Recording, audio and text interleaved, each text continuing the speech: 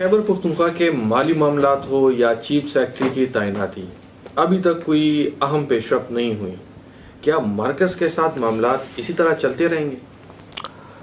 دیکھیں، اس طرح کی سچویشن نہیں ہونی چاہیے۔ مرکز کو اپنی ذمہ داری کا احساس ہونا چاہیے۔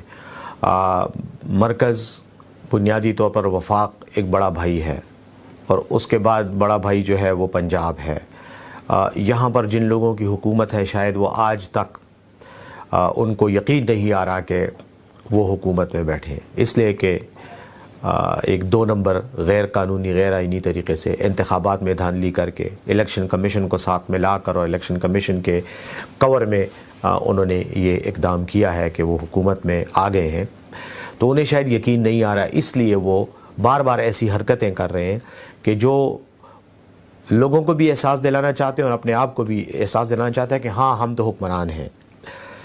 خیبر پختونخوا کے بقایا جات 115 ارب میں نے آپ کو کہا، یہ تو ہماری ایک موٹی سی فگر ہے۔ اس کے علاوہ اور بھی بہت کچھ ہے۔ جیسے میں نے کہا، فاٹا انضمام کے بعد ہمارا حق بنتا ہے کہ ہمیں فاٹا کے لیے ڈیولپمنٹل بجٹ دیا جائے، جو پہلے وہ دیتے تھے، جو زم اضلاع ہیں نہیں دے رہے۔ ہم نے جب ہماری پچھلی حکومت ختم ہونے والی تھی تو اس سے پہلے جو ہم نے بجٹ پاس کیا تھا، اس میں ہم نے یہ کہا بھی تھا کہ ہمیں چونکہ مرکز کی طرف سے پیسے نہیں دیے جا رہے، جو ہمارا حق ہے، ہمارے لوگوں کا حق ہے، اس لیے زم اضلاع میں ترقیاتی کاموں کے لیے، ڈیولپمنٹل پروجیکٹس کے لیے ہمیں اپنے جو بجٹ ہے، جو اس کی فکس بجٹ ہے، جو ہمارے فکس اخراجات ہیں، اس میں کمی کر کے ہمیں وہاں پر ترقیاتی کام کرنے پڑ رہے ہیں، اور ڈیولپمنٹل ایکٹیویٹیز یقیناً متاثر ہوئی ہے۔ ہمارے وہ زم اضلاع اس وقت بالکل فرنٹ لائن علاقہ ہے خیبر پختونخوا کا دہشت گردی کی جنگ کے حوالے سے، لیکن وفاقی حکومت کو اس کا احساس نہیں ہے۔ تو ہمیں یقیناً فنڈز بھی چاہیے، رقم بھی چاہیے۔ ہمارے اپنے بقایا جات ہی ہمیں دے دیں تو ہمارے مسائل حل ہو جائیں گے، لیکن نہیں دیے جا رہے۔ وزیر اعلیٰ خیبر پختونخوا نے بار بار مختلف قسم کی تجاویز بھی فیڈرل گورنمنٹ کو دی ہیں، وفاقی حکومت کو دی ہیں کہ یہ اقدامات کرو تو ہمارے مسائل کسی حد تک کم ہو سکتے ہیں۔ ہماری کسی تجویز پر کان نہیں دھرے جا رہے۔ رہ گئی بات چیف سیکرٹری کی۔ چیف سیکرٹری دیکھیں، جو بھی لیڈر ہوتا ہے، جو بھی قائد ہوتا ہے، اس کا یہ حق ہے کہ وہ اپنی مرضی کی ٹیم اپنے ساتھ رکھے۔ جو موجودہ چیف سیکرٹری صاحب ہیں، ان سے ہمیں کوئی ذاتی اختلاف نہیں ہے، کوئی ذاتی دشمنی نہیں ہے۔ وہ یقیناً ایک اچھے انسان ہیں، کمپیٹنٹ بیوروکریٹ ہیں، کمپیٹنٹ آفیسر ہیں، لیکن وہ ہمارے بندے نہیں ہیں۔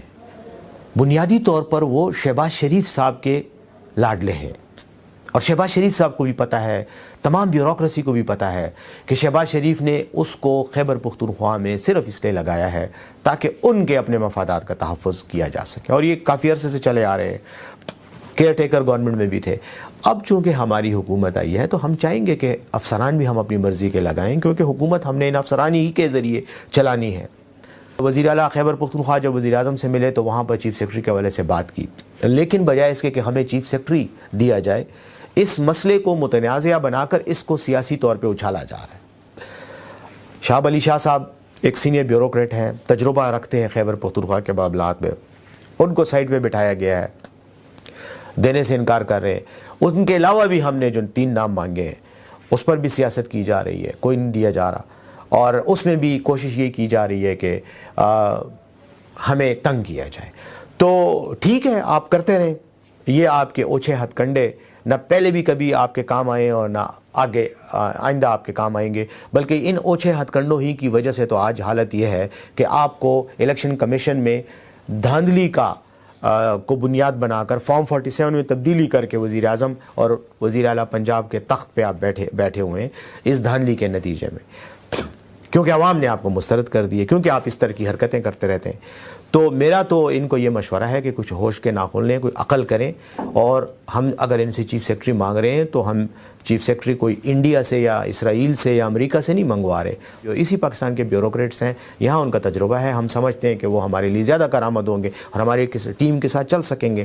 تو ان کو چاہیے کہ ہمیں چیف سیکرٹری بھی دیں، ہمارے پیسے بھی ہمیں واپس کریں، ورنہ اگر معاملات کو خراب کریں گے تو خراب کرنا تو کسی بھی معاملے کو آسان ہے، لیکن اس کا الٹیمیٹ نقصان کس کو ہوگا؟ پاکستان کی عوام کو ہوگا، خاص طور پر غریب عوام کو جو آلریڈی مسائل کا شکار ہیں، ریاست پاکستان کو ہوگا، اور ان کی سیاست اینڈ آف دا ڈے ختم ہوگی۔ ہماری تو اللہ کے فضل سے آگے جا رہی ہے، یہ نیچے جا